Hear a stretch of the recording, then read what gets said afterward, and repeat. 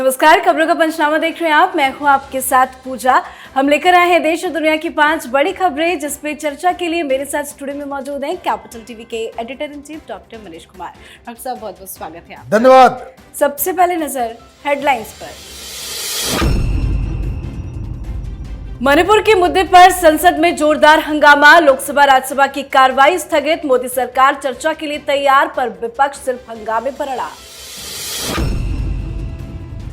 आप सांसद संजय सिंह पर राज्यसभा स्पीकर की बड़ी कार्रवाई, पूरे मॉनसून सत्र के लिए संजय सिंह सस्पेंड, एक्शन से बौखलाई केजरीवाल सरकार। लाल डायरी का राज खोलने विधानसभा पहुंचे बर्खास्त मंत्री राजेंद्र गुड़ा, तो डर गई गहलोत सरकार, विधानसभा के अंदर घुसने से रोका, फिर विधानसभा के अंदर जमकर हंगामा, मारपीट और हुई धक्का मुक्की। ज्ञानवापी मामले में सुप्रीम कोर्ट से मुस्लिम पक्ष को नहीं मिली राहत, सुप्रीम कोर्ट ने हाई कोर्ट जाने का दिया निर्देश, फिलहाल 26 जुलाई तक एसआई सर्वे पर रोक। सुप्रीम कोर्ट ने केजरीवाल सरकार को जमकर फटकारा, आरआरटीएस के लिए 415 करोड़ देने का दिया निर्देश, विज्ञापनों पर हुए खर्च को लेकर जमकर लगाई लगाम।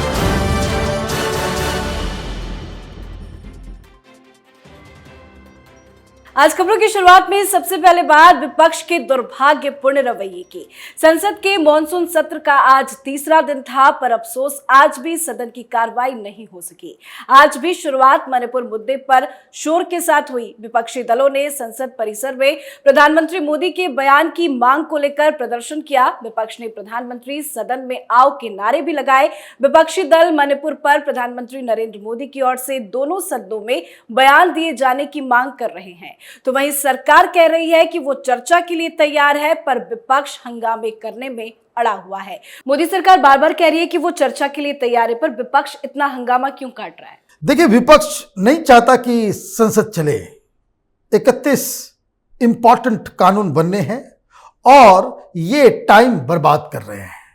करोड़ों रुपए खर्च होते हैं एक दिन के संसद चलाने में, लेकिन इनको इसकी फिक्र नहीं है। ये चाहते हैं कि मणिपुर के ऊपर डिस्कशन हो। सरकार कह रही है डिस्कशन होना चाहिए। मसला फंसा हुआ है कि 267 के तहत डिस्कशन हो या फिर 176 के तहत। अब आज तो अमित शाह स्वयं आए, गृह मंत्री और नॉर्थ ईस्ट के मामले के इंचार्ज मंत्री अमित शाह, इन्होंने खुद कहा कि वो जवाब देने के लिए, डिस्कशन करने के लिए तैयार हैं। लेकिन नहीं, विपक्ष ये भी चाहता है कि डिस्कशन हो। ठीक है, डिस्कशन के लिए सरकार तैयार है, लेकिन कौन जवाब देगा, किस नियम के तहत हो, यह विपक्ष के तय करने के अधिकार क्षेत्र में नहीं है। ये किस कानून के तहत डिस्कशन हो, 267 के तहत या 176 के तहत, यह तय करना स्पीकर का काम है। और सरकार की तरफ से जवाब कौन देगा, यह तय करना सरकार का काम है। आप दोनों की जिम्मेदारी विपक्ष में बैठ के नहीं कर सकते। लेकिन है क्या, इसके पीछे राजनीति है। जिस हिसाब से मणिपुर का एक बवाल क्रिएट किया गया, उसकी सच्चाई क्या है? जिस तरह से कुकी और मिजोस मेतीज को दबा रहे हैं, किस तरह से वहां पे नार्को टेररिज्म चल रहा है, कई सारी बातें, चैप्टर्स खुलेंगी। और ऐसा नहीं है कि घटना सिर्फ एक हुई है, कई सारी घटनाएं हैं। ये सच दुनिया के सामने आ जाएगा, इनका प्रोपेगेंडा खत्म हो जाएगा। इसलिए ये मणिपुर तो चिल्ला रहे हैं, लेकिन डीप डाउन वो चाहते हैं कि इस मुद्दे पे कभी कोई बहस ही ना हो। तो मणिपुर को लेकर विपक्ष हंगामा करने पर अड़ा है। राज्यसभा में भी मणिपुर मुद्दे को लेकर जमकर हंगामा कटा।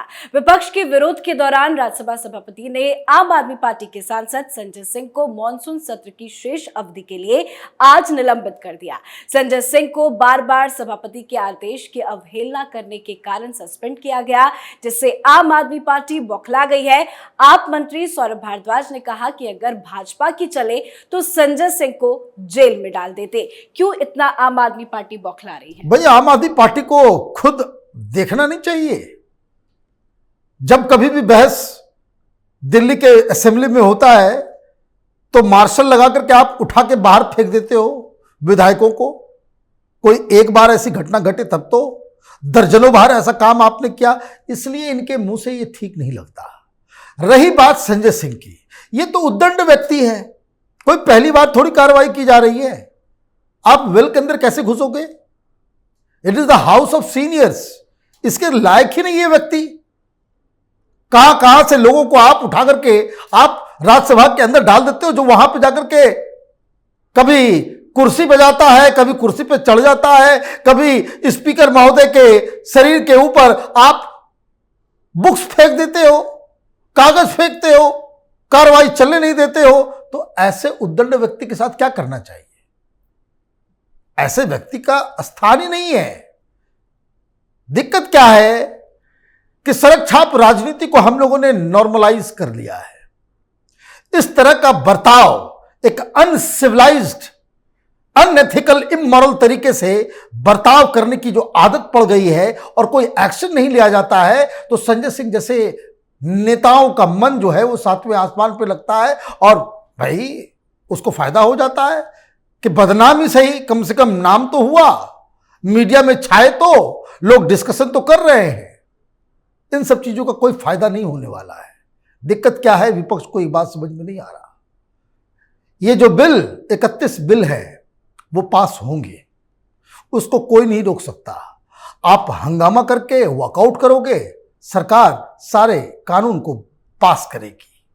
अगर आप अब अभद्रता ना दिखाओ, जो आपसे एक्सपेक्टेड है, रिस्पॉन्सिबल तरीके से बहस में आप अगर शामिल होते हो, तो कम से कम देश को इन कानूनों की कमियों के बारे में मालूम चलेगा, खामियों के बारे में मालूम चलेगा। लेकिन दिक्कत क्या है, विपक्ष प्रधानमंत्री मोदी से घृणा करते करते इनकी बुद्धि जो है वो गटर में चली गई है। जी, अब बात राजस्थान विधानसभा में हुए लाल डायरी पर जमकर बवाल की। अशोक गहलोत सरकार से बर्खास्त मंत्री राजेंद्र गुड़ा ने लाल डायरी को लेकर एक ऐसा दावा कर दिया है जिससे गहलोत की सरकार हिल गई है। लाल डायरी का राज खोलने विधानसभा पहुंचे थे राजेंद्र गुड़ा।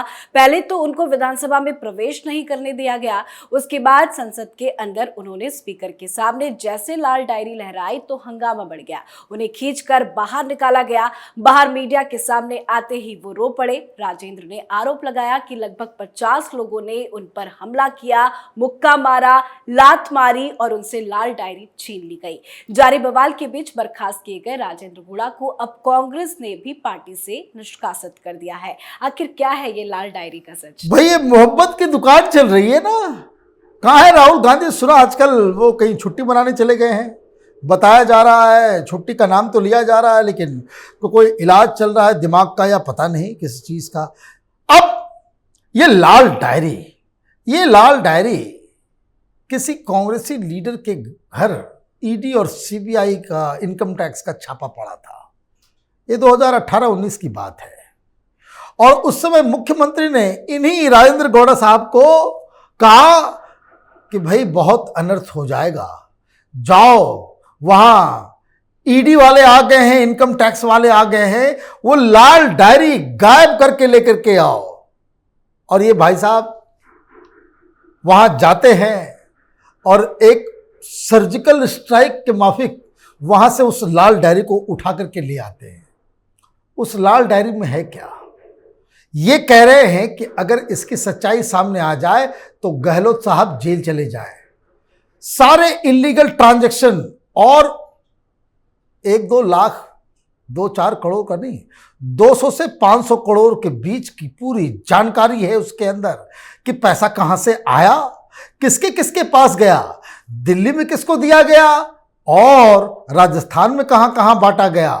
तो ये अपने आप में एक ऐसा पिटारा है, ये लाल डायरी नहीं, कांग्रेस पार्टी के लिए ये 2024 में रेड लाइट का काम करेगी। कांग्रेस पार्टी अपना चेहरा दिखा नहीं पाएगी, क्योंकि जहां कांग्रेस वहां भ्रष्टाचार, ये लोग तो जान ही रहे थे, लेकिन डायरी से ये सारी खुलासे होंगे और कांग्रेस से खुद करेंगे तो कहां जाएगी ये मोहब्बत की दुकान। और क्यों निकाला इसे कि हमारे यहाँ तो बड़ा डेमोक्रेसी है, यहाँ बोलने की आज़ादी है। राहुल गांधी कहाँ छिपे हुए हैं? गौड़ा साहब के साथ खड़ा होना चाहिए इनको इस मंत्री के खिलाफ जिसको पार्टी से निकाल दिया गया, अगर कथनी और करनी में फर्क नहीं है तो राहुल गांधी के इसके साथ खड़े होना चाहिए। गहलोत पे एक्शन लेना चाहिए, लेकिन नहीं, पार्टी से इसलिए निकाला गया है कि उसमें एक पहलू ऐसा है कि पैसे राजस्थान से दिल्ली आ रहे थे, तो दिल्ली किसके पास पैसा आ रहा था, इसका जवाब दुनिया के सामने ना आए, इसलिए यह कार्रवाई मोहब्बत के दुकान के द्वारा की जा रही है। अगली खबर में बात ज्ञानवापी के सच से डरे मुस्लिम पक्ष की। ज्ञानवापी की सच्चाई सामने ना आ जाए, इसलिए मुस्लिम पक्ष सर्वे रोकना चाहता है और इसीलिए बार बार मुस्लिम पक्ष की तरफ से कानून का सहारा भी लिया जा रहा है। वाराणसी कोर्ट के आदेश के बाद आज सुबह एएसआई की टीम सर्वे करने पहुंची थी, पर इसी बीच मस्जिद समिति ने सुप्रीम कोर्ट का दरवाजा खटखटाया, सर्वे पर रोक लगाने की तुरंत मांग की, पर मुस्लिम पक्ष को कोई बड़ी राहत आज नहीं मिली। सुप्रीम कोर्ट ने मुस्लिम पक्ष को हाईकोर्ट जाने का निर्देश दिया और 2 दिन की मोहलत भी दी है। फिलहाल सुप्रीम कोर्ट ने ज्ञानवापी परिसर के एएसआई सर्वे पर 2 दिन यानी 26 जुलाई शाम 5 बजे तक रोक लगा दी है।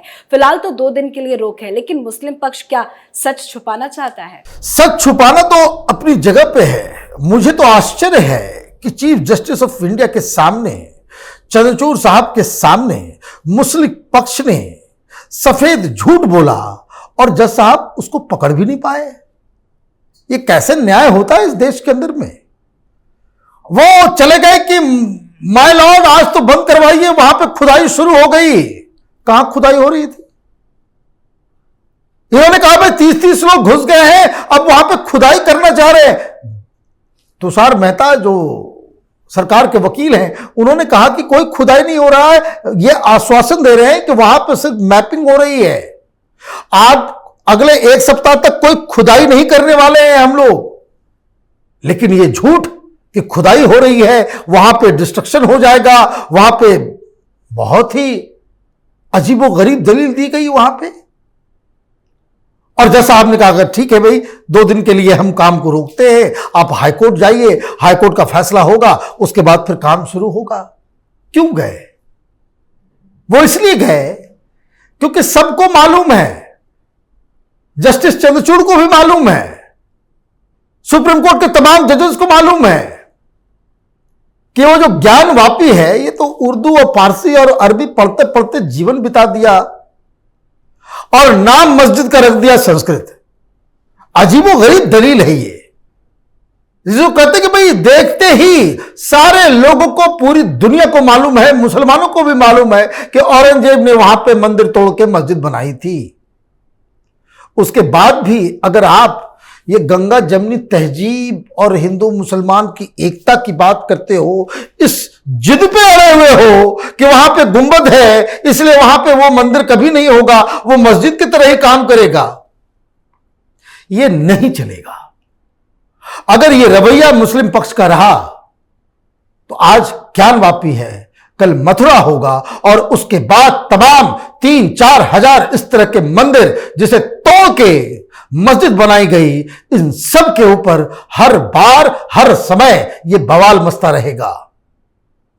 सिर्फ हिंदुस्तान में सेक्युलरिज्म को बचाने का ठेका हिंदुओं के पास नहीं है। मुस्लिम समुदाय को सोचना चाहिए कि ये कट्टरपंथी, ये क्या हो गया भाई रामलला के मंदिर को लेकर के? कमाने वाले तो कमा लिए, ये बाबरी एक्शन कमेटी वाले सब खाकपति से अरबपति बन गए। आम मुसलमानों को क्या मिला? कुछ नहीं, यहां से भी कुछ नहीं मिलेगा। लेकिन ये जो रवैया है, ये जो हट है, वो खत्म होने की आवश्यकता है। जी, आखिरी खबर में बात केजरीवाल सरकार को लगे सुप्रीम फटकार की। आज सुप्रीम कोर्ट ने Delhi Meerut rapid transport system project मामले में सुनवाई के दौरान केजरीवाल सरकार को जमकर फटकारा है। सुप्रीम कोर्ट ने 2 महीने के अंदर रीजनल रैपिड ट्रांसपोर्ट सिस्टम के लिए 415 करोड़ रुपए देने का निर्देश दिया है। Justice SK. कौल और जस्टिस सुधांशु धुलिया की पीठ ने फटकार लगाते हुए कहा कि केजरीवाल सरकार पिछले 3 वर्षों में विज्ञापन पर 1000 करोड़ से ज्यादा रुपए खर्च कर सकती है, तो रेल परियोजनाओं को भी वित्त पोषित करने में क्या दिक्कत है? आज सुनवाई के दौरान क्या क्या हुआ? देखिए, केजरीवाल राजनीति का नटवर लाल है। ऐसा नहीं कि पैसे नहीं है इसके पास।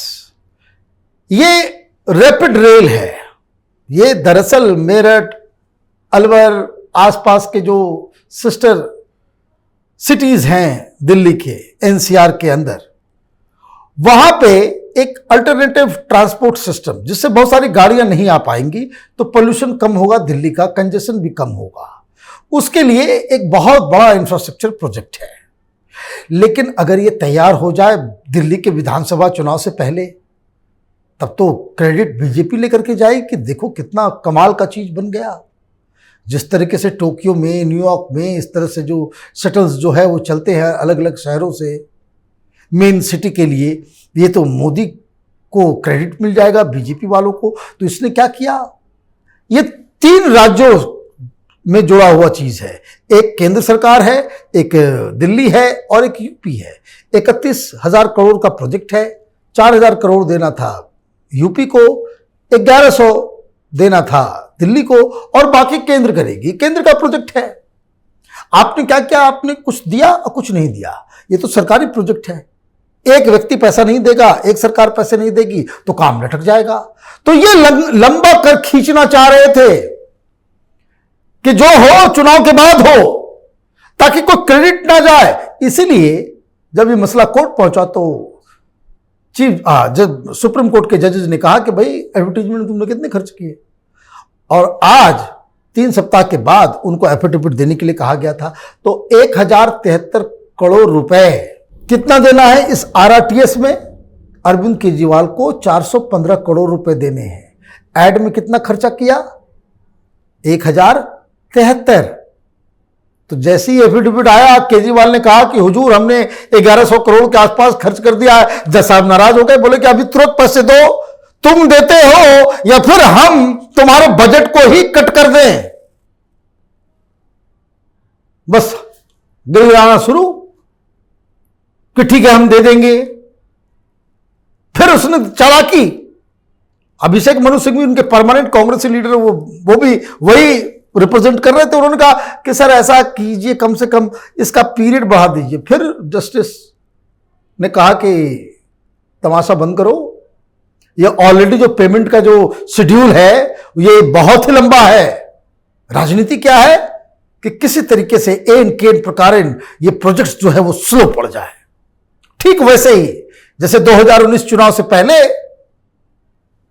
यही सिब्बल साहब सुप्रीम कोर्ट को कह रहे थे कि रामलला का फैसला जो है वो 2019 के चुनाव के बाद कीजिए ताकि इसका राजनीतिक इस्तेमाल। तो ये तो इनकी मानसिकता है, ये देश का भला चाहते हैं, ये अपने शीश महल में रह करके अय्याशी करना चाहता है और तमाम डेवलपमेंटल प्रोजेक्ट्स को रोकना चाहता है। जो हो वो 2025 के चुनाव जो इसके दिल्ली के आने वाले हैं उसके बाद हो, उसमें इसी चक्कर में आज ये डांट खा के आया है। जी बहुत बहुत धन्यवाद बातचीत के लिए। धन्यवाद। खबरों का पंचनामा में आज के लिए फिलहाल इतना ही। पर आज अपने शो ब्लैक एंड व्हाइट में बात राजस्थान सरकार के लिए मुसीबत बनी लाल डायरी, जिसका राज खोलेंगे। तो देखना ना भूलें ब्लैक एंड व्हाइट। साथ ही देश विदेश की बाकी खबरों और उनके सटीक एनालिसिस के लिए देखते रहिए कैपिटल टीवी। हमें लाइक कीजिए, शेयर कीजिए और कैपिटल टीवी को सब्सक्राइब कीजिए। नमस्कार।